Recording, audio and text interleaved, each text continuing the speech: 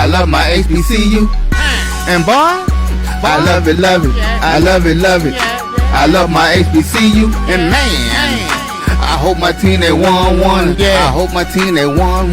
Yeah. Man, I hope my team they won. Yeah. I hope my team they won. Yeah. I tune into the HBCU Sports Lab to see if my team won or lost. If they lost, I'm quiet as a mouse. But if they won, keep tab. I'ma do the dab, yeah. Dr. Cavil, he know what he be talking about.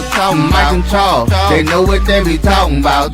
They compress the analytic data with the hip hop. If you know them like I know them, they gon' tell you if your team, if they won or lost, and who the ball. So listen to Professor, yes sir, and pay attention, cause he gon' teach a lesson. This is Dr. Cavil inside the HBCU Sports Lab with Mike Washington, Charles Bishop, and A.D. Drew. I'm here in Nashville, Tennessee, catching a flight after driving in from Huntsville, Alabama with Victor Langford and his wife. Shout out for them for allowing me to carpool with them as they are catching a flight to get out of here. I'll be catching mine after the show. But with that being said, welcome to episode 738 of Inside the HBCU Sports Lab radio show and podcast, a show that's covering the sporting HBCU diaspora, all things HBCU sports. For institutions large and small, from the NAIA to the NCAA, we share insights and information on the HBCU sports culture, HBCU athletic aesthetics, and facilitate the story of HBCU athletic programs in the business for HBCU sports. In short, we just call it HBCU Sports Pedagogy. I'm your host, Dr. Kenyatta, along with my co-host, Mike Washington, Charles Bishop. A.D. Drew is in the house as well. We're filming from home studios and sending a signal, as we always do, back home at Houston, Texas, and Texas Southern University from Houston, Texas. With that being said, let's bring everybody on the stage as we have Charles Bishop is on assignment on the road as he called the game back in Jackson, Mississippi before he flies out tonight to try to get back to Houston. As I said, I'm here in Nashville, coming out of Huntsville, watching that game there. I think A.D. drew the luck of the cards today along with Big Mike as they on home assignment, getting things up. Mike is on his way out before he gets back on the road. So we find ways to make sure that you can get the show that gives you an inside look of all the things going on. I see you, Charles, with the old school background. I look at with the microphones on the HBCU Sports doing it for us. Shout out to Drew with his National Basketball Association shirt on. This is basketball season in Morehouse.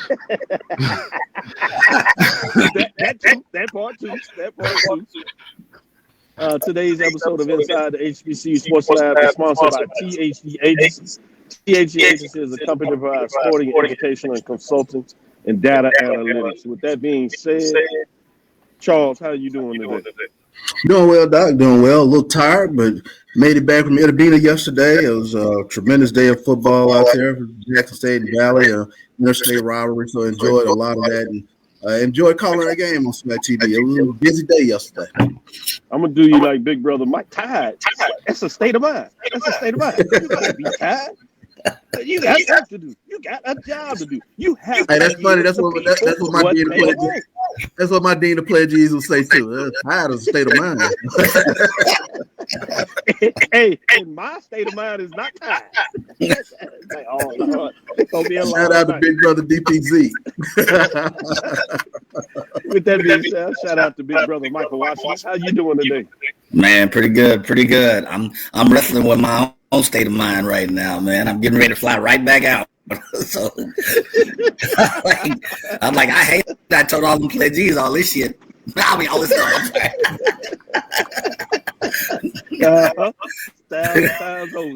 It comes back to bite you at 50 plus years old. Yeah. Hey, Drew, boy, I heard you in a drama game yesterday. Then you had to do double duties, do a little radio call, but you had a game to call. It certainly was exciting. Went down to it, and shout out to my Clark Atlanta Panthers since they back in the Wyndham Collar. I'm claiming them again. Coach Key with the Rat Boys getting a win at the end of the season. Shout out to the Panther fans out there of Clark Atlanta University in the big AUC Center battle at Morehouse, Maroon Tigers, the Panthers. Claw their way to a victory and get it done. With that being said, outside of that, 80 Drew, how you doing? Man, I am so lucky that I did what I normally do as somebody who handles athletic communication, sports information, and everything else. Because if not, I would have been screwed. And here's the backstory. I went to, originally I was supposed to just go to the game and just be there as a visiting administrator. Then I was asked to help out with the stats. Then about 30 minutes before kickoff, we realized that the talent is not there. So I get asked to go over to the talent. Luckily, I did my broadcast notes for my talent. Little did I know I was going to be using those broadcasts for myself. But the only thing with broadcast notes is I only focus on my team versus if I would have, I was doing that call, I would have focused on both teams with my notes. But we survived. We got through. And it's tough being on somebody else's network, calling for your team, but not trying to be a homer for your team on their network. Let's not bury the lead. Sounds like we have an echo. So let's get the lead out. We'll take a quick break and see if we can fix it because it's maybe on your side, Drew, because it's a speed and see if we can get back in here after this. The lead I want to share is the fact that we do have CIAA championship coming up next week, as well as the SIAC. On the SIAC side, you have Albany State, which had the bid. We knew they were going. Benedict got it done in a double overtime victory. You talking about scratching and clawing, but that's the matchup for the SIAC. Similarly, in the CIAA, Virginia Union won relatively with ease to get it done over there at Virginia State. And then you have Johnson C. Smith in a classic matchup with Livingston. Remember, they lost that game last year, which officially kicked them out of the CIAA championship. But they get the narrow victory this time, and they will be in the CIAA championship game. So that's the big lead. We'll come back and do our regular in terms of shouting out cigar spoilers, and we'll let everybody thoughts on that. But let's take a break, see if we audio a little bit to continue with the rest of the show. This is the Dean of the College of HBCU Sports, Kenyatta Cavil of Dr. Cavill's Inside the HBCU Sports Lab with Mike Washington and Charles Bishop. Come mix it up in the lab where the course lecture is in session every Tuesday from 6 o'clock p.m. Central Standard Time on Facebook Live, YouTube Spreaker, or the BCSN app, as we discuss all things about the HBCU sports culture, including exploring the week that was in the sporting HBCU diaspora, as well as the upcoming week of HBCU sports. With me, the Dean, the College of HBCU Sports, on Dr. Cavill's Inside the HBCU Sports Lab with Mike Washington and Charles Bishop. Course lecture dismissed.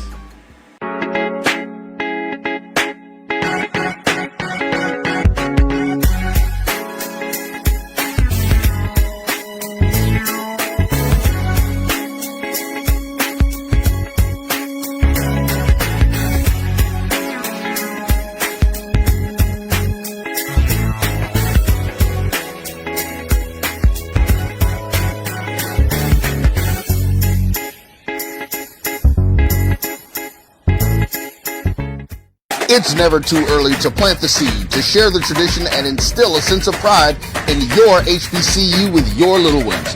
HBCU Pride and Joy Children's Boutique helps you share your school spirit with a wide selection of adorable kids apparel and accessories officially licensed from your favorite HBCU. Visit hbcupridejoy.com and follow us on all social media at HBCU Pride Joy on Facebook and Twitter. For over 30 years, HBCU Image has been more than just an apparel store. We've been a movement, a state, a legacy. We celebrate the pride, the purpose, and the culture that make historically black colleges and universities legendary. Whether you're a student or a lifelong supporter, our gear lets you wear your HBCU story with confidence and style. Because when you wear HBCU Image, you're not just wearing clothes. You're wearing culture. You're wearing pride. You're wearing purpose. HBCU. College football fans, the Cricket Celebration Bowl is celebrating 10 years of crowning an HBCU national champion. A champion will rise at Mercedes-Benz Stadium on December 13th as the MEAC and SWAC champions clash in Atlanta. Join us for championship football, interactive fan experiences, and iconic marching bands. It's an HBCU family reunion that you don't want to miss. See who will be crowned the next HBCU national champion. For event and ticket information, visit thecelebrationbowl.com. Compress the analytic data with your hip hop. If you know them like I know them, they gon' tell you if your team, if they want a law, and who the ball. So listen to Professor, yes sir, and pay attention, cause he gon' teach a lesson. This is Dr. Cavil with Inside the HBCU Lab. I think it was my side maybe coming with the feed. I turned off the feed, so we'll see if we can get through it this time. But with that being said, it's time to give our cigar shout outs. And I can't wait to do this in terms of after the tough week last week from Prairie View, but they stood out. And you see I have my actively black Prairie View on after a convincing win, if you would. Shout out to Actively Black. These nice, comfortable sweatshirts there. But shout out to the Panthers getting it done against the Bulldogs, and they beat them 48-5, shut them out of the end zone. 2 points on a safety, which was given up by the Panthers in a field goal. But a shout out to also Jackson State. The Tigers got it done against their rival Valley. Some of them down in parts would not necessarily call it a rival. The Jackson State Tigers have taken care of the Delta Devils, but Charles somehow tries to make it a matchup. And credit to the Delta Devils, at least for a quarter. Some people may even say a half. They stood with them, but as the Tigers got rolling, no more. Rattlers got off the slide, if you would, as they went up and took care of business against Arkansas Pine Bluff. So they got it done. Shout out to Alabama State as Texas Southern came in. They went back and forth, but Hornets know what they're doing now, and they found a way to get it done. So big victory there as they get it done. So another shout out when you talk about what they went on and get it done. A couple of more teams. Shout out to the Braves of Alcorn, sticking it to Southern. They didn't want to be the folks that got off the side and allowed Southern to find a way to get it right. So they got it done there. And Grambling, even though there were some nasty things that went out half, and I was confused about what the coach was saying. Be interesting what the commissioner has to say with that. Probably fines are coming, but I guess the coach of Grambling State jokingly said that somebody else will take care of that. I guess that's intriguing the way you would handle that with young men, regardless of who you thought started ugly participation. We got to find a way to be better. But shout out to Grambling for getting the victory in terms of what took place on the field. That'll do it for the SWAC. Out of the MEAC, had some interesting games of note. We saw on Thursday night, Delaware State hung on and found a way to get the victory, 14-12 in a defensive slugfest, but they come out victorious. South Carolina State, not playing around as they won. The Bulldogs, they're 42-12, taking care of Hyde Bison. Bison quarterback got injured at the game, and they certainly didn't help their cause, but the Bulldogs were well on their way even when that happened. And surprisingly, Norfolk State, although record-wise, they find a way to be in ball games. A little more, maybe a couple of things next year. People may not be laughing at Norfolk State and Coach Vic, but at the end of the day, Eagles stay in the race as they defeat Norfolk State at home 31-28. Independence, not so much love there in terms of cigars. It's just not their year. And shout out, as I said, to the Division II level, particularly those that we're talking about will be playing for championships next week. That's Johnson C. Smith, the Golden Bulls, Virginia Union Panthers. You have Albany, as Mike always likes to remind us, getting it done in terms of those pesky playing up against. They'll be lining up against Benedict Tigers, getting in that, and that's the Golden Rams for Albany State, for those that are well aware of their mascot. With that being said, let me take it around the horn and kind of see what everybody's thinking in terms of what's on their mind, what stood up. With that being said, let me go to you, Mike, Big Mike. what's on your mind in terms of superlatives or thoughts of some games that took place on Saturday or Thursday even? So I guess if I had to put a tag on this weekend, they are who we thought they are or were, or they are who we thought they were not. So I'll start with your thing. You started with Prairie View, and Prairie View had a very dominant game against Alabama A&M. And then you see the Texas Southern battle, but Alabama State, readjust, and had a good game. So, and had a solid game all through. I was looking through the stats, had a chance to check out a few of the quarters, but those two games stood out to me. The one that was the defensive struggle between Delaware State and Morgan. I think we said that would be close. I don't know if we thought the score would be as close, but that was really close, and that lets you know that Morgan can be in a position to be a disruptor, someone who upsets the apple cart, so to speak. And then you saw the Alcorn Southern. Now you have two teams with losing records, but I just kind of scratched my head at what's happened to Southern over the course of a year and a half, and look at how they're performing as a team at the year end of 2025. And credit to Alcorn State for finding a way to at least get back. Let's take one step back off of Charles's ledge, but you just kind of scratch your head and ask, as an organization, what's going on with the Southern folks? I'm getting like silence from all of my corporate folks that work in my previous company in Baton Rouge and whatever. I'm getting silence. Ain't nobody answering. Nobody's answering my text, and nobody's responding. Normally I get some kind of chatter. It's like a church mouse. It's all quiet. So I'm wondering what's happening, and looking at this game, I got nothing. So those are the few games that stuck out with me. But I think if you had to put a text, yep, they are who we thought they are or were. Yeah, Mike, in terms of that, I think they listened to the intro of the song. We listened to the lab to see if we were in a loss. And if I lost, I'm quiet as a church mouse. So I think they are appropriately quiet right now, Mike. I hope you're not expecting them to say too much. With that being said, let me go to you, Charles. What's on your mind? Yeah, I think when you take a look at it, for me, statement wins in terms of SWAC West yesterday, Prairie View and Grambling. In terms of looking at what they did yesterday, I think that's a big statement from Prairie View to bounce back from the loss to Alabama State and put up 48 points. But then for the quarterback play to be as awesome as it was yesterday, Peters with 5 touchdowns, no interceptions, and I think that is something that should resonate for Panther fans going forward in terms of looking at your path now to the SWAC championship.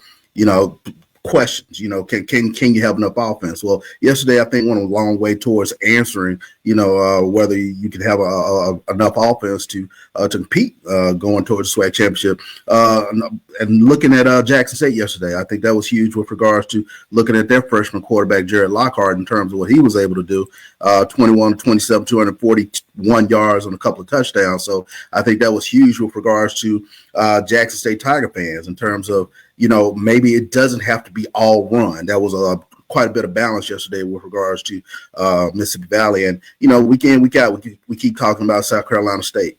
And, like I said, the spotlight has been all on Delaware State, but guess who's sitting right there? So I thought those are the things that kind of jumped out for me yesterday. I agree with you wholeheartedly, but I tell you what, on Friday night, they'll get all the light they want the rest of the week because people will be looking at this South Carolina State Bulldogs going to North Carolina Central top 7 matchup officially. Obviously, Central has to have it if they want to even have a hopes of potentially maybe a 3-way tie. If South Carolina State gets it done, essentially they have a winner-take-all matchup with Delaware State at the end of the season to close things up. So both next 2 weeks will be really a light going on in terms of the MEAC. With that being said, let me go to you, AD Drew. What's on your mind? What's on my mind is obviously on the Division II level. There were 6 teams fighting for 4 spots in next week's championship games amongst our 2 Division II conferences. 3 in the CIAA, 3 in the SIAC. While 5 of those teams handled their business and handled their business convincingly, there was one team who I told y'all was going to be offensively challenged. And they were offensively challenged. Fellas, when is the last time you saw a double overtime college football game and the teams combined still do not score 30 points in a double overtime collegiate football game? Fellas, the score after regulation was 7-7. Oh my God. Then neither team, let's think about college overtime. You get the ball on the opponent's 25-yard line in overtime. And you still cannot score a touchdown in either overtime session. 2 field goals in the first overtime. Excuse me. They did get they did get a touchdown in the second one. I apologize. So, but still, fellas, this is Benedict. You are going to the championship game. You have the top-rated defense in the SIAC. But if I am ever scared of a championship level team and will not put my money on it, this is the one.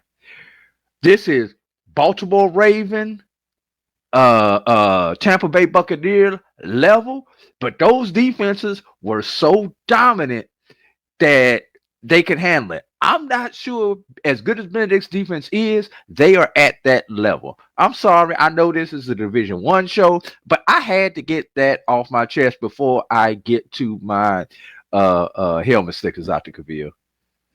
Man, that was good stuff. Perfectly said and needed to be said. As I said, we're not going to bury the lead. Usually we focus on Division I on Sunday. We'll get time for that. We will release the top 7 today.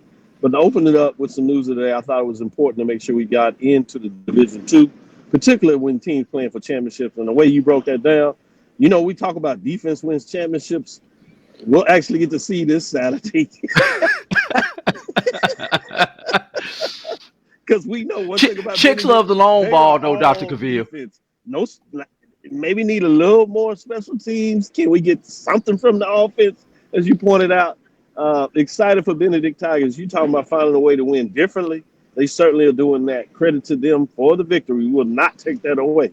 They certainly deserve to be there, but they have a tough road to go on the road against a team that handled them pretty solidly during the regular season. But the fact, that's why you play the games. We shall see what that looks like. In some ways, it's similar to Johnson C. Smith, not quite as challenged offensively, but they're playing against a very tough Virginia Union team, but Johnson C. Smith has did their part. They're in the championship game, and they certainly deserve to be there. With that being said, let's take our next break. We'll come back on the other side.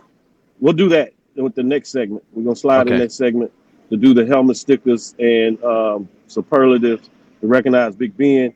And then the following segment, we'll take a deeper dive in the top 7 and get back in line with it. So with that being said, we'll be right back after this quick break. We'll come back with some helmet stickers, Big Ben Award superlatives, and see if there are any more people on the ledge in terms of Charles Bishop's special segment of the ledge that now everybody's starting to recognize. People walking up to me, it's like, who on the ledge? Who on the ledge? I said, you got to ask Charles. We'll be right back after this next break. You're looking for the latest information on Southern University sports, the Southwestern Athletic Conference, and HBCU athletics. There's only one place to go. Tune in to the Carlos Brown Show, exclusively on the Black College Sports Network. Planning an event? From weddings to corporate functions, CMJ Events LLC brings over 15 years of experience to make your vision a reality. Based in Metro Atlanta and serving statewide, even internationally, we provide versatile event planning and authentic catering cuisines tailored to your needs. Whether it's pre-game meals for student athletes, fundraisers, weddings, corporate functions, CMJ Events LLC is your one-stop solution for exceptional service and unforgettable food. Our diverse culinary heritage means we cater to all cultural tastes, dietary needs, and food restrictions, making every meal uniquely yours.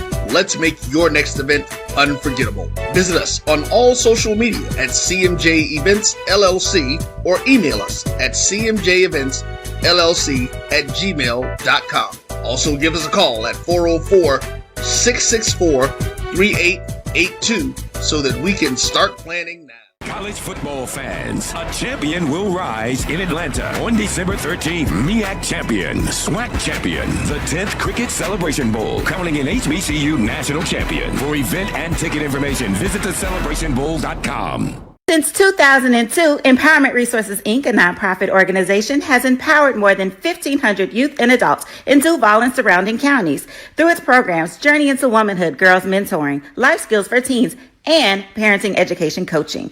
To get involved with programs, volunteer, or donate, visit www.empowermentresourcesinc.org. Follow us on social media, facebook.com/empowerment.resources and instagram.com/empowermentjax. For over 30 years, HBCU Image has been more than just an apparel store. We've been a movement, a statement, a legacy. We celebrate the pride, the purpose, and the culture that make historically black colleges and universities legendary. HBCU Image, a Kenny T's company. ESPN Events presents Red Lobster Band of the Year. Returning to Atlanta on December 12th, 4 bands will qualify for the big stage, where 2 national champions will be crowned. Follow us for rankings updates throughout the season, and join us on December 12th. For event and ticket information, visit bandoftheyear.com. Compress the analytic data with your hip hop. If you know them like I know them, they gon' tell you if your team, if they want a lot, and who the ball. So listen to Professor, yes sir, and pay attention, cause he gon' teach a lesson. This is Dr. Cavil with Inside the HBCU Sports Lab with Mike Washington, Charles Bishop, and AD Drew. Moving forward, let's get into some of these superlatives. Boy, do we have some nice ones out there. Let's see where we're going to go with the superlatives in week number 10 as we move into week 11. Mike, where direction are you going with your superlatives? First of all, we're not going to just blow past this thing. We see it on the screen right here. So we see the screen, and this is going to be, and we look up here, and a notable alumni with A&M. And look, and here is Dr. Cavil. No, what's the name from the singing group, Terry Ellis? This Taylor is not on here. You know who's on here?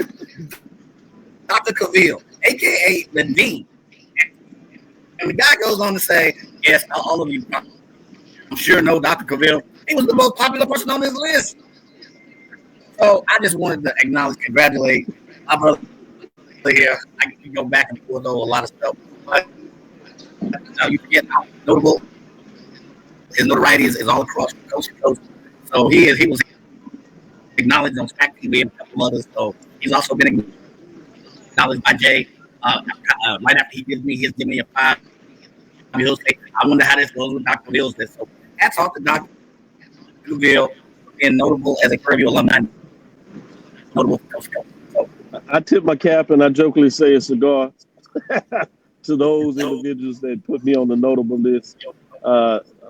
Too much, too early, but I certainly appreciate it. I was jokingly telling everybody when they asked the question. That's why in our text message, that's why we pay folks the bag to make sure that we included in big lists like that. That's the only thing I can say to make it make sense. But it was funny. I'm in there in the media room up there, Bulldogs, and everybody say, "Look, Dr. Cavil, look." So I look, get up there. I said, "What?"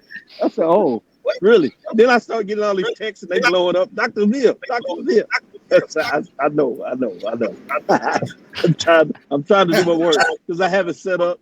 I have my lab working, so I'm watching all the games. Teasing sitting right next to the legend, coach from Alabama A&M getting it done, Coach Petterway. and he was teasing it. He's watching a couple of games. He's Cavil, you got to set up. I was ended up watching like 5-6 games at a time. If you include that, I'm watching obviously the game that's taking place in Prairie and Alabama A&M. So it's fascinating. A lot of love. People treating you well. So it was amazing. They asked me after the game, the young group that does radio for Alabama A&M Bulldogs, they were getting it done. So that was fascinating in terms of them wanting to do an interview. Felt honored to do that. But this means that we as a group continue to put first day work and we're recognized. So a lot of it is really thanks to you all so we can team up to get that done. But that was pretty cool. Kind of embarrassing to some way, but awesome. So I'll take that, Big Mike. Appreciate you with that. And that's a good cigar to the team here for helping make it happen. Can I add to that right quick? I'll take that big helmet sticker, though. I'll take that big helmet sticker. That was one of my superlatives. Go ahead, AD. I'm sorry.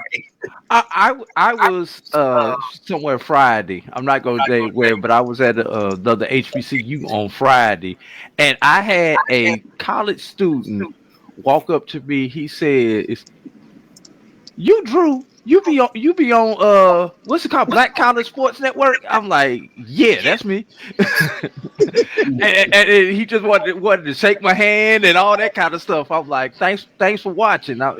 And I'm like, "What's your handle on there?" And he's like, "Oh, I just watch. I don't comment, but I just watch y'all all the time." So we get that a lot. So keep watching. We appreciate you.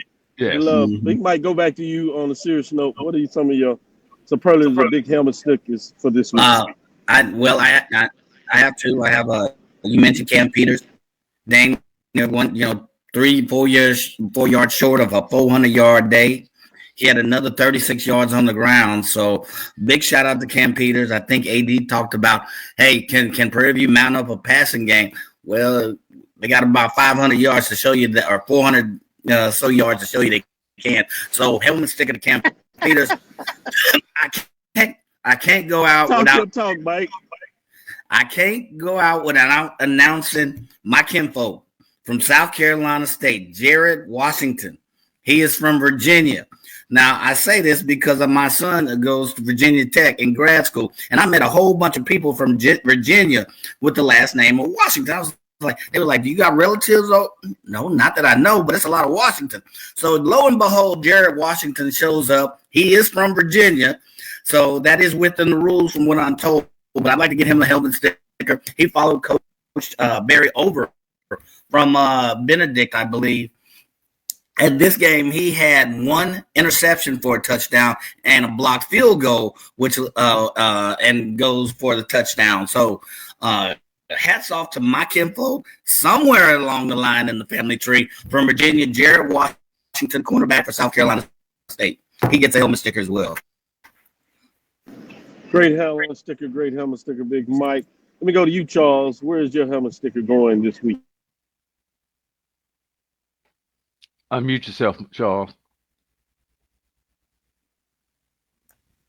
Yeah, I saw. I saw Charles Mike excited about his helmet sticker when he forget to unmute. I know, right? That was a good one, Mike. I saw you got the one in on Jared Washington. So let me flip over. I'm gonna give one to Nate Rembert. Nate Rembert yesterday, big day, going back to Mississippi Valley State. Had a huge day for Jackson State. He had 6 catches for 97 yards and a couple of touchdowns. But I think the other helmet sticker for me is going to be the guy who got him the ball. I think that turned heads big time yesterday with regards to Jackson State in terms of freshman quarterback Jarek Lockhart going 21 of 27. I thought for 241 a couple of touchdowns, but I think that really went a long way towards Jackson State fans looking at this offense being a lot more balanced going forward. So those were the two helmet stickers that jumped out for me yesterday, in addition to Jared Washington. He stole my thunder on that one. That was a good one. Yeah, certainly. I thought hit your button, Mike. I had to go with my kinfolk. Sorry about that, CB. Had to go. The way Charles started off, I thought he was going to find a kinfolk out there named Bishop or something like that. It's like, I was hunting for one. Michael Bishop been gone a long time though. There you go. 80 Drew, go ahead. I got 3 quick helmet stickers. My first helmet sticker actually goes to somebody who's on this feed right now. My first helmet sticker goes to Chuck Hunt, who, we know with the unfortunate incident that happened yesterday between Grambling State and Bethune-Cookman. But when I get home and I get on my timeline, the first video that I see is Chuck Hunt's video and him providing commentary of the video like I'm there. So my first helmet sticker goes out to you, Chuck Hunt, for keeping me up and letting me know what was going on. Because obviously, when I'm in my world at a game that I'm working, I'm not following everything. No, my number two helmet sticker goes out to quarterback Miles Scott of Morehouse. Miles Scott has this season rewrote the single season record book for every passing statistic that Morehouse has ever had. He has set the touchdown record. He broke that by 2. With the touchdown record. He set the single season passing yardage record, single season attempts, single season completions. His count on 5th 300-yard game, everybody, this season. So he definitely deserves a helmet sticker. 125 years of Morehouse football history, and you own multiple passing records in an individual season. And my last one goes out to Jabir Disputes of Allen. Let's think about it, everybody. 3 weeks ago, Allen was so far on the outside looking in, they needed a bus pass just to get to the neighborhood. Not only did they catch their bus over there to the proper house, but they knocked the door down and kicked it in with a bandit. Winning their last 3 consecutive games. Disputes on the day, passing 23 of 32 for 284 yards, 2 touchdowns, 0 INTs, and then he added 17 rushes for 85 yards and 1 touchdown on the ground. So Jabir Disputes, my helmet sticker goes out to you for gaining Allen the extra game this week against the Conference Carolinas opponent. Mute, Doc. Doc, you're on mute. I'm going to go back to the origination of the Big Ben. I'm going to keep it in Texas. Great job by everybody in terms of the superlative in Big Ben helmet sticker. But with that being said, I'm going to give one to Cam Peters. 17 of 22 for 394 yards, 5 touchdowns, 17.9 carry with no interceptions. This is after last week he had the 4 interceptions that were really costly in that matchup. You talking about a way to bounce back. Shout out to him as he gets a big helmet sticker. I also want to give it to a wide receiver of his, Isaiah Rockwell, who had 8 catches for 183 yards and 3 touchdowns getting in the end zone. Great job by him as well. When you talk about Cam Peters, the quarterback from Prairie A&M University, doing a heck of a job. Senior, 6'4", 207 pounds from Missouri City. Cameron Peters gets it done in terms of what he was able to do, bouncing back, as I said. And then you have Isaiah Rockwell that really found his own, junior, 6'2", 214 pounds. McKinney, Texas. Those are my helmet stickers as they become 1 game away from winning the Western Division and locking that up. See if they can do it at home. They have 2 at home. Starts this weekend with Pine Bluff. Be fascinating to see. We'll talk a little bit about those races at the end of the show in terms of that, as we do have some big matchups. But we'll close out on this segment. But before we do that, Charles, who's on the ledge? Who's on the ledge? Well, I'll make it pretty easy. If you got 2 losses, you got 2 losses in the MEAC. A Frank qualified. Go ahead if you have 2 losses. If you got 2 losses in the MEAC, yeah, it's time to get to know who your basketball team. So Cam Gillis, BJ Powell, Alex Cotton, Howard University fans, those are your guards on the basketball team. So it is time to get to know them. And then for obvious reasons, Bethune-Cookman, come on. And you know why. With everything in front of you, I don't know what the punishment might be, but your fan base probably should be on the ledge right now. You had a huge game with Jackson State coming up this upcoming weekend, and now we'll see what happens with regards to the personnel in that game. So definitely, those are my two schools on the ledge. Very appropriate the way you put it on the ledge. Drew, anybody on the ledge for you? How about Alabama A&M, where you were at? I love Sam Shade to death. They are certainly getting ready for basketball. Coach Pettaway was up there talking about basketball. Yeah, I love Sam Shade, but he's on what is about his fifth quarterback this year. Yeah, so Alabama A&M is on the lead the of the ledge. Hornets. His in-state neighbor down there, he's looking at wide receivers to see if he can pull somebody to play quarterback for him. You are exactly right, AD. Go ahead. Yeah. How about where you work at, Dr. Veer? Texas Southern losers of 2 in a row, where they were right there with Prairie View, 1 game back, and with the slip up last week against Alabama State, Prairie View would have been in a prime position, but but Texas Southern also went out and laid an egg at the same time. So Texas Southern, I think y'all are on the ledge. And can I get some teams that have pulled the string back in? They got the life preserver and come back, Dr. Veal, quickly. Yep, go ahead. Quickly, Alcorn State, y'all done won 3 in a row. What? Yeah. At the beginning of October, we was wondering if you were even going to win a conference game, and now you've won 3 games in a row. And they had the life preserver out there, and they was like, "Oh no, he good. He was just playing around." Yeah, and I got to say this. Everybody's talked about me because I have not made a FAMU reference in this show. So here's my obligatory FAMU reference. I don't know what the hell to put FAMU at, because even with the win, I still think FAMU is out on the ledge. They just let a couple people skip the line ahead of them right now, but they're still somewhere on that ledge though. Mike, where are you? Anybody you putting on the ledge? Man, nobody that has not been stated thus far. I want to go back to that Bethune-Grambling game.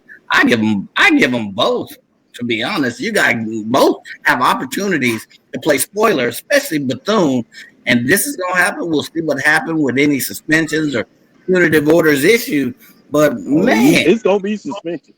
Yeah, well, I'm being extra big, Mike, conservative. And suspensions. Fine suspensions. Find out according to Coach Joe, and find out who's gonna pay it. Yeah, all the chatter was, man, Bethune's got. Well, we're gonna see now, because that was the overarching theme on all of the social media chatter. Where Bethune has a chance. Well, not anymore. So, and AD took my one on TSU. TSU was sitting in a prime spot. They not only did they drop one this week, but the one last week that they dropped and laid a big goose egg on.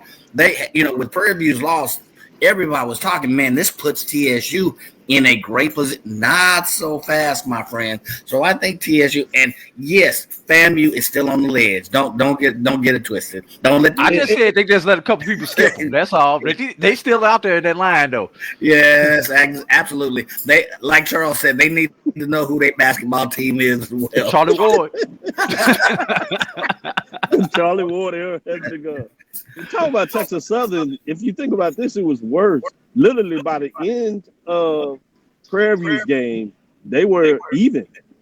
Now they were down 14-7 at half, and you think you might be inspired because somebody cheat code. The players they watching whatever, boy, and they come back in the second half and just cannot get it done. And Braves pull away, and it's been downhill since. Even at halftime, the young lady was interviewing Coach Disman, and she was talking about they were 4-4, and she's like, "What?" He's like, "We have a good football team." Like, Coach, concentrate on the game. We can use the help. Anyway, with that being said, we'll take the next segment. We'll come back on the other side, and we'll talk about the top 7. Not a lot of drama in the top 7, but we'll see what that looks like as these teams have solidified themselves in the top 7. Everybody in the top 7 has 7 victories. talking about closing out on the end of the year. But we'll see exactly what that looks like on the other side. We'll be right back after this next break.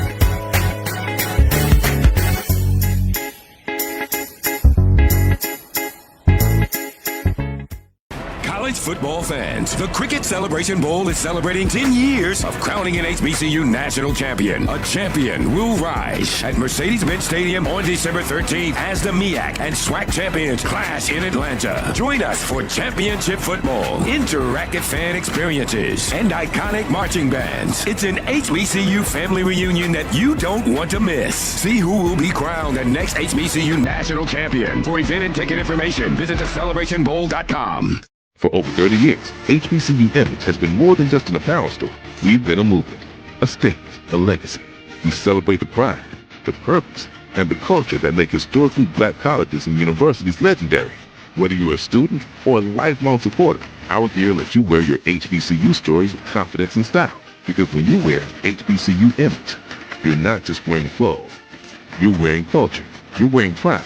You're wearing purpose. HBCU. With over 25 years of serving our communities, Destiny Financial Services, a division of Global Life, is here to help you and your family through difficult times. From cancer care to accidental industries to cardiac care, we all know that there are times that you can't control what happens in your life, but you can be prepared to weather the storm when it comes. Call DFS at 877-300-8269 or visit the website at www.globelifeinsurance.com. That is 877-300-8269, or again, the website at www.globelifeinsurance.com.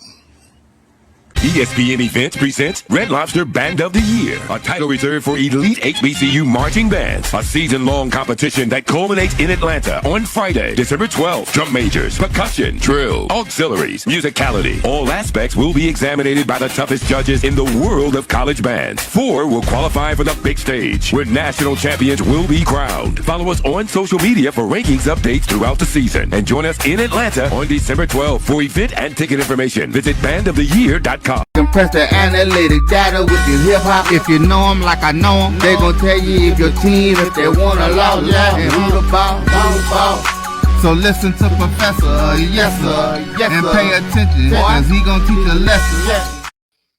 This is Dr. Cavil with Inside the HBCU Sports Lab with Mike Washington, Charles Bishop, and AD Drew.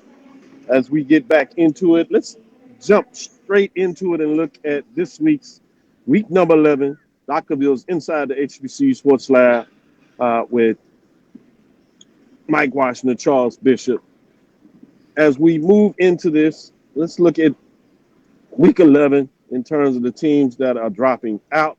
Well, let's do this quickly. Let's give the scores of the top 7, and then we'll move into that and do those finals and do that appropriately. Number 1, the Alabama State Hornets defeat Texas Southern University. Alabama State Hornets improved to 7-2, 5-1. They defeated Texas Southern 42-24 going away, as Texas Southern number 16 falls to 4-5, 3-3 in terms of that matchup. With that being said, let's look at number 2. Number 2, Jackson State took care of business as they went to the Delta. Jackson State, the Tigers improved to 7-2, 5-1. Valley falls to 1-8, 0-5. 42-3 was the final of that game, moving us to number 3 in terms of our next matchup, which is South Carolina State. South Carolina State Bulldogs improved to 7-3 and 3-0 in the conference race, while Howard, as you said, are familiar with the basketball team. The women's basketball team got a big non-conference win. Shout out to them, and beat up on the Rattlers in another game, which was taking it to the woodshed. 4-6. However, the Bison football team falls to 4-6 and 1-2 in the conference race. The game score was 42-12.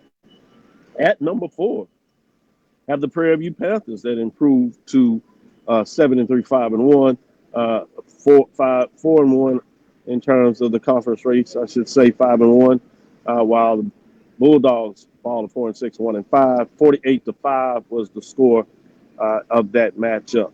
Moving on to number 5, those Delaware State Hornets got it done on Thursday night. They improved to 7-3, 3-0 in the MEAC race, setting up some games going down the stretch will be fascinating. The Morgan State Bears, no matter how many games they play close, they just cannot make the next play. They lose that game on a field goal. They would have won it for them, so they fall to 3-7, 0-3 in the conference race. 14-12, as you see, was the final score. That matchup we just talked about as we move into number 6, which is the North Carolina Central Eagles. They improved to 7-3, 2-1. Norfolk State will not go out easily. They keep losing, but they are at least fighting in those matchups, much like you see with Morgan State Bears for that matter. But the Spartans fall to 1-9. Conference overall 0-3 in the conference race. Somebody's going to get a victory next week. I'll tease that out there. But in this, they fall 31-28 was the final score, moving us to number 7 in terms of the scoring. If you go here, which is the Grambling State Tigers, they defeat number 8 Bethune-Cookman Wildcats. Grambling quietly has improved to 7-3, 4-2, while Bethune-Cookman falls to 5-5, 4-2. The West, Charles, stood up a little bit this past weekend against the East. Now, it was what some people would say the bottom part of the East, but hey, Bethune-Cookman was sitting at 4-1, tied for first. So that's a statement there. As Grambling gets it done 31-23 in the final for that matchup. With that being said, let's officially get into the rankings for this week in terms of see what takes place here. Dropping out this week was no one. No one dropped out of the top 7. Everybody stayed in the top 7. Let's see if there were any changes. But before we do that, we do have some teams receiving votes. We do have a change here. While some people say, fam, you should be on the ledge, others not. In terms of the best of the rest, they're in the mix, which could be setting things up for the Florida Classic. Mike and I are setting ourselves up to be there. First time we get down to the Florida Classic. With that being said, Bethune-Cookman Wildcats, even with the tough loss, they fall to 5-5, 4-2 overall. Just a tad bit outside of the race, setting up for an intriguing matchup. But again, because of the activities in the game, it'll be interesting to see what that looks like going into that matchup. Florida A&M Rattlers, they jump into the receiving votes as they won a couple of games now. They're at 4-5, 3-2, 122 points. Texas Southern is in the mix. To be interesting, you have Alcorn right behind them, so you could easily see Alcorn as they continue to win the slide in there, as Texas Southern seems to be on the slide. But right now, they're in the mix at 4-5, 3-3 in terms of the race with 121 points. So let's get to the superlatives and look at the top 7. Starting with number 7 this week, you have Grambling State Tigers. They improved to 7-3, 4-2, 149 points. They stay at number 7. Let's move into number 6. At number 6, you have North Carolina Central's the Eagles. They improved to 7-3, 2-1, 164 points. They remain at number 6. Looks like we're having a trend. We'll see if there are any changes as we go up the rankings. At number 5, you have the Delaware State Hornets. They sit at 7-3, 3-0, 173 points. They remain at number 5.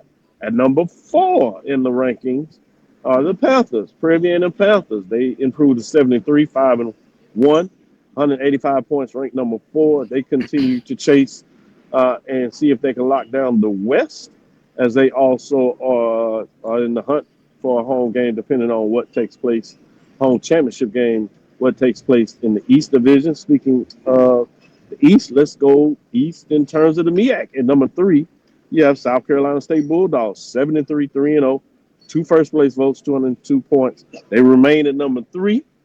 Do we have any changes at the top? At number 2, you have Jackson State Tigers. They stay at number 2, 7-2, 5-1. 4th-place votes, 218 points. They sit at number 2. And you have Alabama State Hornets. backup quarterback and all. They improved to 7-2, 5-1. Tough matchup against Texas Southern. They get it done. Six first place votes, 220 points. Stay at number one. Alabama State Hornets remain number one in week number 11. That's 3 straight weeks at the number one spot.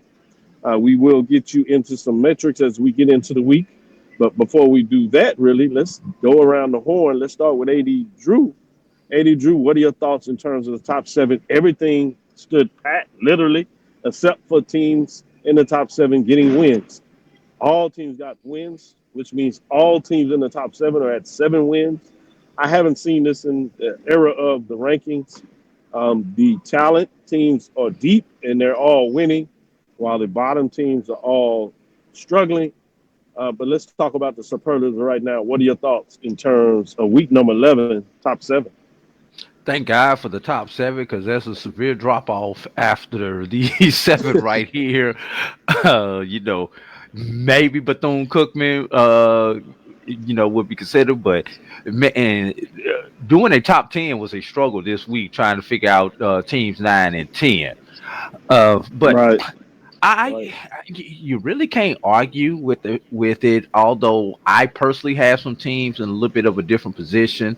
I do have Delaware State, my personal number 3. Yes, I know they struggled, everybody, but a W is a W. I had Delaware State number 3 last week in my quickly, Drew, personal poll. Go ahead. Was Delaware State 3 last week? Did you keep in my personal poll? Delaware State was 3 in my personal poll, so I left them exactly where they were at with the W, and it was an ugly W, but they did get the W. But as you said, a W is a W. Yeah, W is a W. Delaware State going for the knockout and walked into a left hook, trying to throw a right cross against Morgan State. Brings up an interesting matchup in 2 weeks, like we said.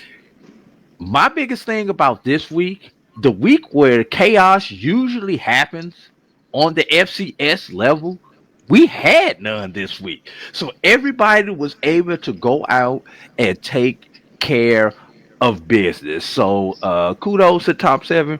Really, I have no problem with what I see on the screen, but I did have some personal difference, but I'm cool with this though.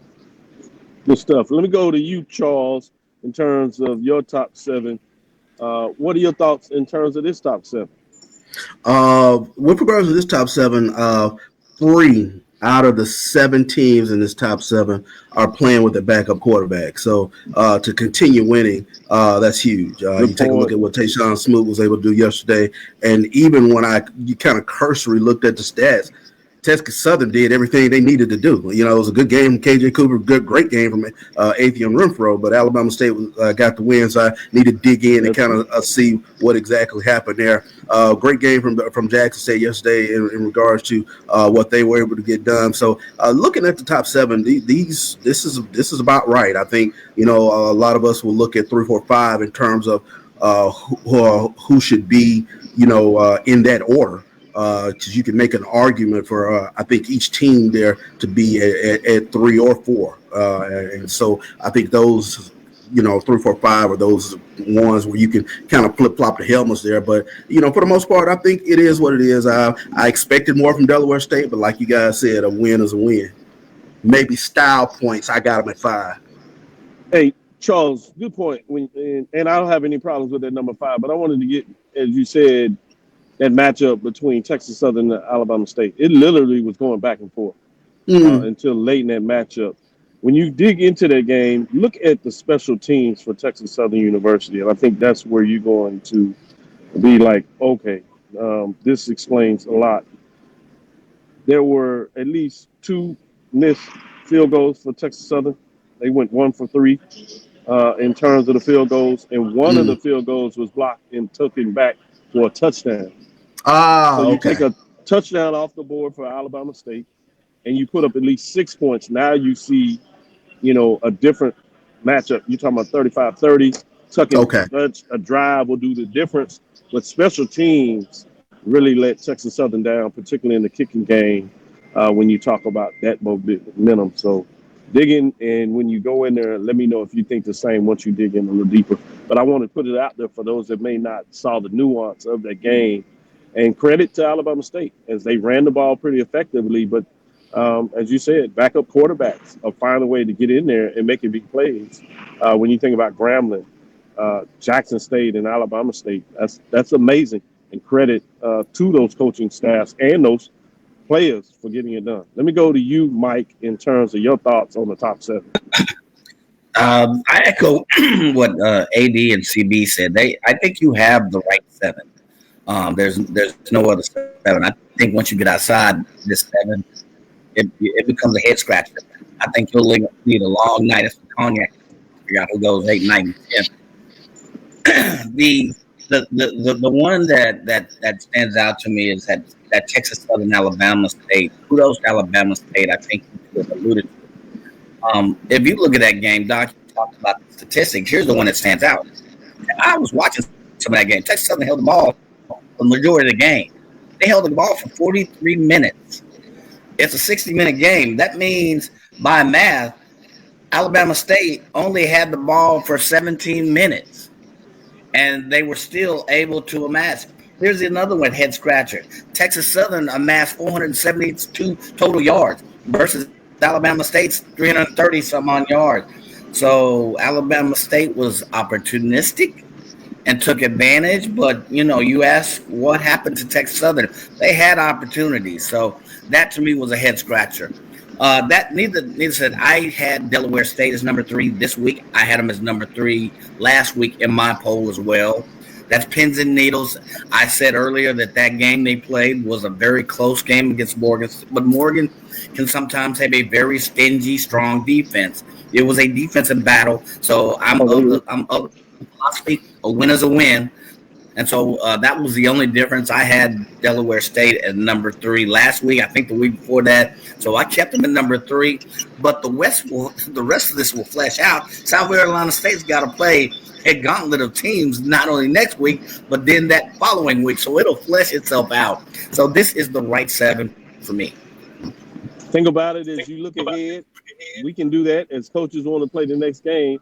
We'll look ahead. South Carolina State, the Bulldogs have to go on the road to North Carolina Central this week, Friday, and next week they go to Dover.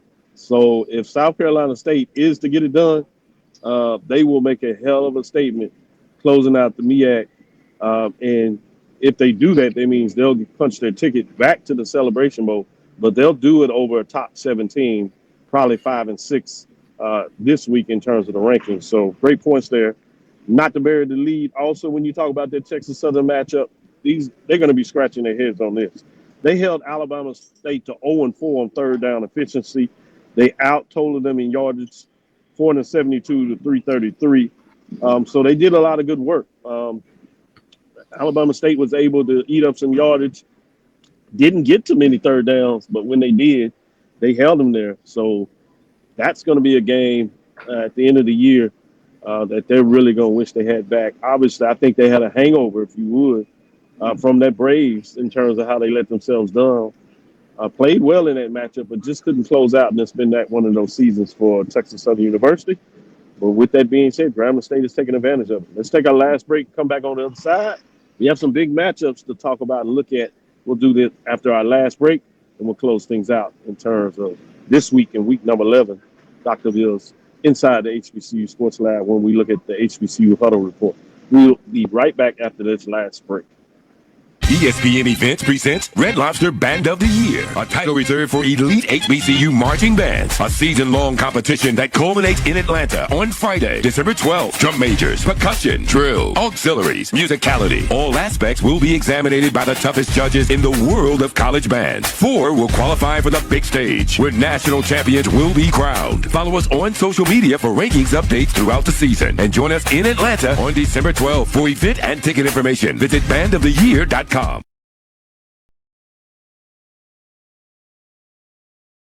For over 30 years, HBCU Image has been more than just an apparel store. We've been a movement, a state, a legacy. We celebrate the pride, the purpose, and the culture that make historically black colleges and universities legendary. Whether you're a student or a lifelong supporter, our gear lets you wear your HBCU story with confidence and style. Because when you wear HBCU Image, you're not just wearing clothes. You're wearing culture. You're wearing pride. You're wearing purpose. HBCU image.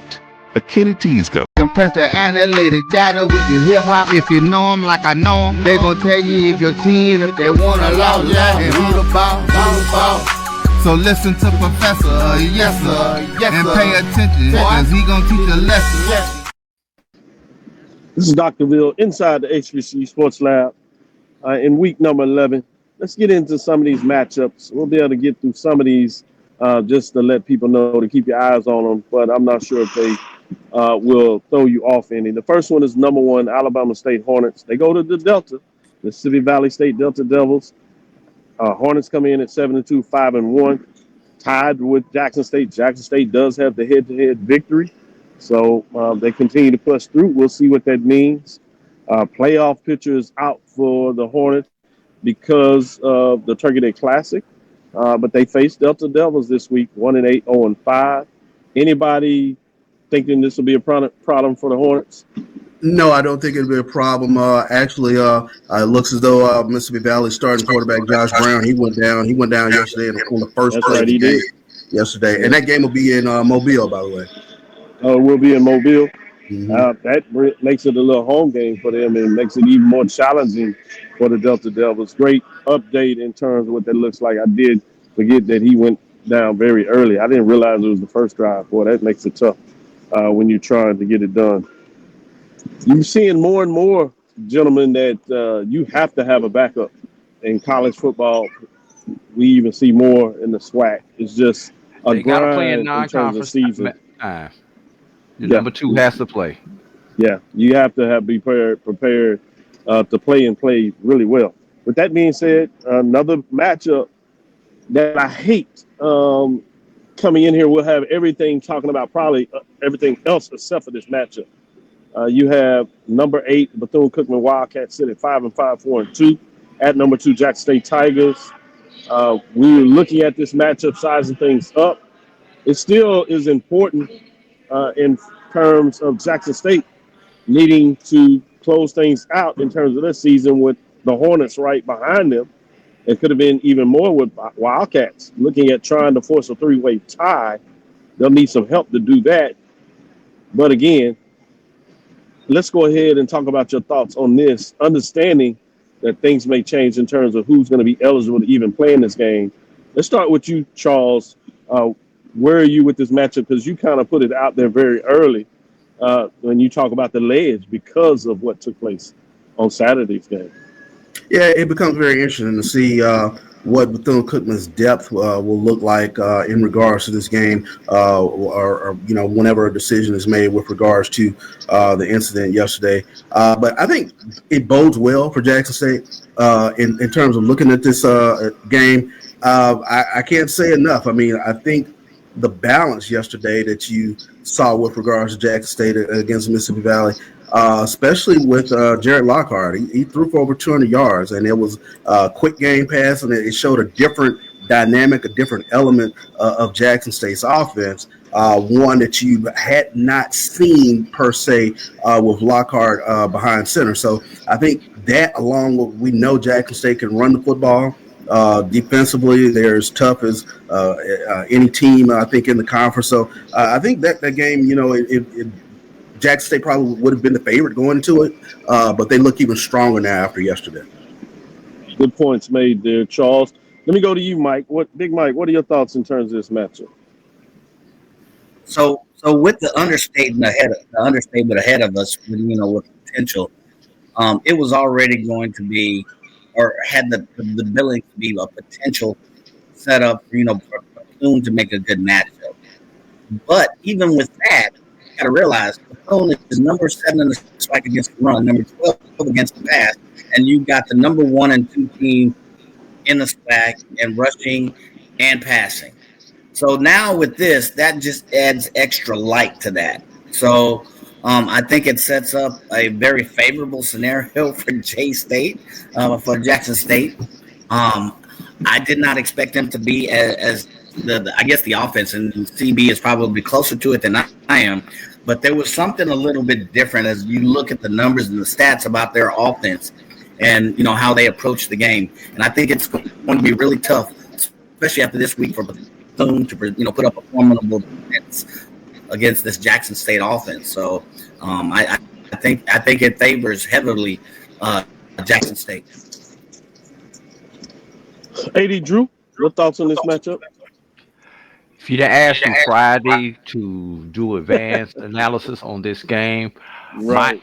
would have been, can a backup freshman quarterback at Jackson State handle the pressure of this big game?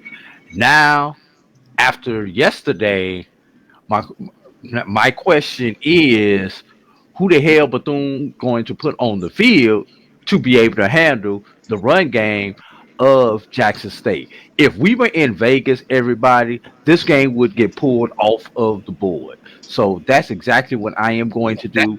I am pulling this game off of the board until I see what the further notice office does. But athletic director Reggie Theus and the administration at Bethune-Cookman do with the players who were involved in the unfortunate incident on Saturday before I could even think about making an analysis. Because no matter what numbers you look at, no matter what metric you look at with this game, it will not be accurate. I always make a point to look at what Vegas is saying, just as a data point. And here for this game now, it was the data was basically unconclusive. It was Jackson State, but so it lets you know that they're going back to reconfigure or they're going to pull this thing off the board. Agree. So it was weird that when you look this up to see what Vegas is saying, you get a weird response. I don't know if that's changed, but I looked at it last night, looked at it this morning. It's weird. So that's why they do their homework in Las Vegas. We know that. Let's look at this next one. I'm gonna ask this a little different. Arkansas at Pine Bluff, the Golden Lions 3-6, 2-4. They played some solid games. Couldn't quite get things done at home against FAMU. They had a chance to do the double-double, couldn't get it done. They're at number 4 Prairie A&M Panthers that improved to 7-3 and 5-1. As they come in this matchup, I'm asked, does Prairie View clinch the West this Saturday? Charles? Prairie View will clinch the West this Saturday. Very strong performance yesterday against Alabama A&M. Drew? Prairie View will clinch it, and they will clinch it twice, not only with the victory, but Grambling. I can't see Grambling State with everything that happened Saturday being able to actually hold on and get a W on Saturday because the Coach Mickey Joseph involved his second incident this year. Coach Mickey Joseph, Coach team, and once again, I think the conference office is going to come out tough on Coach Joseph because when he gets in front of that microphone, he has no filter. And that filter, I think this time, is going to hurt him even worse than it did that first time. That's a good point. No, that's a good point. And we shall see. In a lot of ways, I agree with you. With that, Mike, will Prairie View clinch this weekend? Yeah, Coach Jackson has the approach. They know what's at stake. He keeps the team focused. You've got a well-grounded team with a solid running back committee. Given what's said, I think Drew talked to the coach's comments, but you also got to look at the culture and the attitude and morality that is now, that is in Pine Bluff after this season, and where are they at? So I think Prairie View does conclusively clinch this Saturday. I have another one just like that. We'll go back. So stay up, Mike. I'm gonna ask you this: Howard Bison 4-6, 1-2 at number 5 Delaware State Hornets 7-3, 3-0. Does Delaware State create a de facto MEAC championship game by winning this game on Saturday? Yes, they do. I think Howard. I want to send a shout out to the schedule makers in the MEAC because who would have thought, whenever this schedule came out, that Delaware State, South Carolina State would be the championship game? You would have thought the game between South Carolina State, North Carolina Central would be the game, and the winner of that game would essentially get a unofficial bye in their last week. But shout out to the schedule makers. But yes, championship game will be locked up for Delaware State. Mike, I'm going back to you. I didn't mean to cut you off. You wanted to say something about Howard? You're going to put the nail in there. Howard this season has been like a roller coaster. So, and I think they're in the dip. So I agree. This will be a solid performance by Delaware State, which sets up for the de facto championship. No question. You know why it's Well, been a roller coaster, Mike? Because this is the first time they beat Hampton in forever. Yep. So this is what happens to you when you beat Hampton. Lose to Hampton, and you're probably in the race, Howard. Exactly. You beat Hampton, and then you go, yeah. That's the challenge with Howard. They got the big win over Hampton. We kind of know what Hampton is this year, but this is 2 back-to-back seasons after playing in the Celebration Bowl where the Bison have been lackluster in terms of their overall record and not being able to put a real push in the MEAC. It'll be interesting to see what that means in the offseason. Charles, does Delaware State Hornets create a de facto MEAC championship game by winning this game and setting it up, regardless of what happens in the next matchup we'll talk about? Yes, they do. They do create the de facto MEAC championship, and everybody gets to see what they want to see out of the MEAC, a championship game. So, with that, I'm going to stay with you, and we'll take a little bit more into this, and then we'll just scroll to the rest of the games and let you know what's on top. With this one, you have 3-6, South Carolina State, the Bulldogs. This is a Friday night matchup, as MEAC been doing some really good games on Friday, getting things done. South Carolina State Bulldogs 7-3, 3-0. They're at number 6 North Carolina Central Eagles 7-3, 2-1. It's kind of shaped things up. Bulldogs will go on the road for the rest of the season. They get a chance to officially, on their side, if they can get this W, set up a de facto MEAC championship game based on Delaware State winning. Regardless, it really has that implication. One way the Eagles get back in the race. Other than that, what are your thoughts, Charles, on this matchup with number 6 North Carolina Central Eagles? Struggle a little bit, if you would, at home against Norfolk State, but they're still getting the W's in North Carolina Central. Maybe they're fighting. If they can't get it done, maybe they're looking at trying to fight for a bid to the playoffs themselves. Where are you with this matchup, Charles? It's a scary matchup because both defenses are not what they once were. So I think you're going to see a lot of points in this game. And Walker Harris, those guys can get up and going. But I think with everything on the line, I'm just going to go out on a limb and say Chennis Berry has Trey Oliver's number. I'm going to go with South Carolina State. I'm going to take the Bulldogs on the road to get the W and get to Delaware State to set up that MEAC championship game. Oh, man. Well, that would be fascinating. Let me go to you, Mike. What are your thoughts in terms of this matchup? I will be in Raleigh for this game on Friday before I head back home to Prairie to take Deuce to the Prairie, make sure he can get his sweet tick. Mike, what are your thoughts on this matchup? Yeah, this game does, make you think a little bit because, Central, I believe, is still the leader in the MEAC in terms of offense. I think they're averaging 34, 35 points a game, and I think South Carolina State is right there at about 32. Numbers may be off by a few decimal points or whatever, but you have teams that put 30-plus points on the board. But if you look on the defensive side, Central has allowed some teams to score pretty high. You look at this last one, and they allowed Norfolk State to dang near score 30 points. So this one will be a score. I think I agree with CB. I think, you said there'll be some serious scoring, but I haven't seen the defensive output, particularly from South Carolina State, that I have in previous years. So I am going to go with South Carolina State on this one. They've been quietly moving up the notches this season. We have not talked. Right, we've just noticed, hey, they just keep winning. So I'm going to go with South Carolina State on this one. They keep winning. Drew, where are you with this matchup? You know who also keeps winning, Mike? North Carolina Central. And it's something about Walker Harris and Trey Oliver and crew that intrigues me. And don't get me wrong, Chennis Berry, regular season, one of the best coaches that we have seen out there.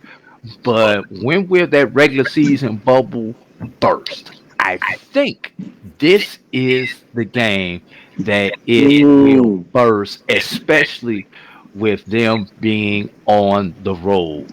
So I'm slightly leaning towards Central. That may change. That may change by the time we get to our Chaos. Thursday show. But as of today, I'm going 51-49 Central, and that's percentage, not score. Everybody. Oh, that's good. That's beautiful, Drew. As Charles said, root for that chaos. Let's look at a couple of these matchups. We'll just roll them down. You have number 10, Texas Southern Tigers, 4-5, 3-3. They're at the Southern Jaguars, 1-9, 0-6. Southern's only win was a tough road game at Mississippi Valley State. Who would have thought that? They hadn't won at home. Will the trend continue? Will Texas Southern find a way to get it right? It'll be interesting from that perspective on this matchup. You got the battle of the A&M. Florida A&M Rattlers are 4-5, 3-2. Alabama A&M Bulldogs are 4-6, 1-5. Somebody will get important 5 wins on the season. Whoever wins this puts themselves in a good position to at least have a winning season, particularly as the Rattlers. You can at least get to 500 if you're Bulldogs. So interesting to see what that means in this matchup. Can we call this the 1890 Classic? Will the Marcher 100 get on the road? Question of the day. Good question. Grambling State Tigers, in terms of that matchup, with all four to be interesting. Again, how many plays? Braves are playing well. Tigers are playing well. But obviously, instead of looking at the rivalry of this matchup, Grambling never plays well, it seems, in the reservation. We'll have other things to talk about and see that. Obviously, Grambling should have 7 wins in terms of that matchup. And then we have the last one here. If nothing else, somebody's going to get a MEAC win. So it'll be interesting from that standpoint. Both teams are playing pretty solid on defense. Norfolk State may have a little more offense. Will that be enough for Michael Vick to get a conference win? Or will the Bears get the conference win? Interesting to see what that looks like when you talk about that as we close out things here. Any final thought, Mike? No, other than I think someone has said it. I keep going back to the conference, the preseason conference, and nobody expected much of a challenge for teams coming out the West. Last week we were talking about Grambling and Texas Southern and Prairie View. Is this an opportunity for the West to really step up? And I just keep pointing out, until this week we were talking about, hey, the West is a little bit different than we thought they were. And again, none of the teams that we expected to be at the top of the West finished at the top of the West. That's my one takeaway from this season. But other than that, but I look at the scheduling as well and how it ended up in favors, strong football games, not only in the MEAC but also in the SWAC as well. So those are my parting shots. Let me go to you, Charles. What are your final thoughts of the week? Final thoughts of the week. I didn't realize how many SWAC fans are listening in on the coach's call, because I can't tell you how many texts I've got. I can't get to hear what Mickey Joseph and Coach Woody have to say on the coach's call tomorrow. So I think just the implications of what happened yesterday, a lot of people will be tuned in to see what the conference doles out in terms of punishment with regards to that. Good points, and you're right. It'll be very interesting. Let me go to you, Drew, for your final thoughts. Two quick final thoughts. In a season that we see no undefeated teams in SWAC play for the first time since expansion, we could actually wind up with 2 winless teams, one in each division in the SWAC this year. Southern and Valley have still yet to find a victory, and if you look at their schedules, let's be honest, you don't see a victory on their schedule this year. But stranger things have happened. One of those 2 will probably leak out and beat somebody. And number 2, got to drop down to the Division 2 level. We haven't. I know this is not the show for it, but I've got to put this in. Watch out for Kentucky State with the Super Region 2 rankings as they will continue. Should Albany State defeat Benedict and Kentucky State defeat the Conference Carolina opponent in that extra game, watch Kentucky State move up ahead of Benedict and potentially get a home game in the Super Region 2 playoffs. Also keep this in mind. Should Kentucky State not finish in the top 4, they can be moved to another super region, and I would expect Kentucky State to be moved to super regions 1 or 3 for travel purpose. Super region 1 is the Northeast region where the CIAA now resides, and Super Region 3 is the Midwest, where you don't want to go if you're Kentucky State, because you're playing all those teams from Missouri that you tend to see in the Final Four of the Division 2. Your Truman States, your Northwest Missouri States, and teams like that come out of Missouri that always has somebody in the Final Four. So for Kentucky State, they need to get a top 4 rank so they can stay in that South region, i.e. Super Region 2. Great mid-major division updates to close it. We'll go further, deeper dive in Tuesday. We'll probably have some updates and see what that looks like as we start to close things out. Great report. That'll do it for the major division report here. Thank you for listening to Inside the HBCU Sports Lab.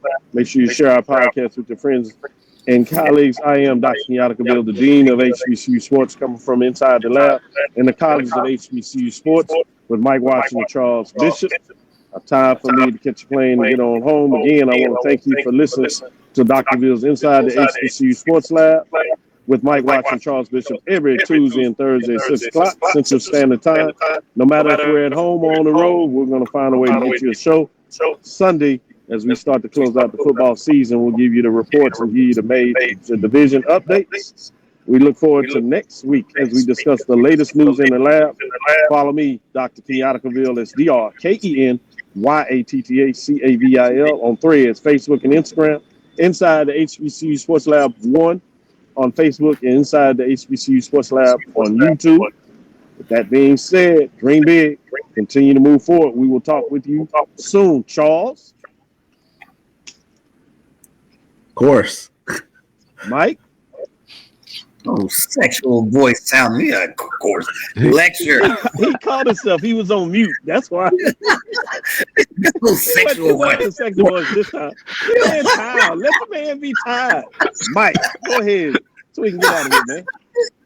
Oh, God. I'm trying to get home, man. You trying to keep me in there.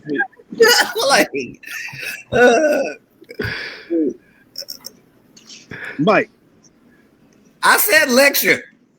Well, we want to make sure you're clear. You threw all that other stuff in. 80 Drew. He got jokes and attitude, y'all. Come on now, Mike. You got to do better than that, man. Dismiss. Let's get up out of here before somebody else do something crazy. Charles know how to use the sexual voice, of course.